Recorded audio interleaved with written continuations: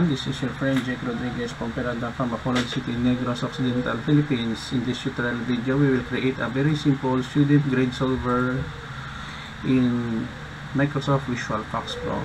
Before we continue, I would like to say thank you very much to all my subscribers. If you are new with my channel, please hit the notification bell, click the like button, share and subscribe to my channel for more upcoming video tutorials. So let's get started. I have here a form, and then I have here several text box and labels. So we have here how many text box that we have? 1, 2, 3, 4, 5. Subject name, prelim, grade, midterm, and end term, and finals. In the text box text, we have here, go to property.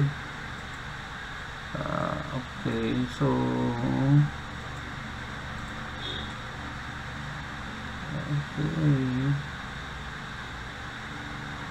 we have here, let us make some correction instead of text name subject. Okay, so the name of this object is text subject, text prelim, text midterm, text end term, and text finals. Now let us go to compute button that will perform the computation. So here,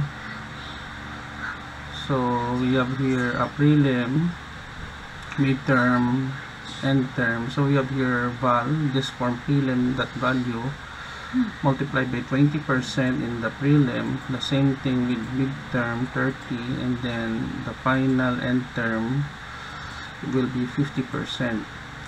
As you can see, we have here a function val. The purpose of this is to convert whatever numerical value from string, because the text form normally it is a string, it will convert into a digit value or numerical value using a val function. So here we sum up the prelim, midterm, end term, and then the final grade. We are using this function again, L trim, to left trim the spacing, and pad L 2 decimal places for computation. And then this form where text finals that value will display the final grade here.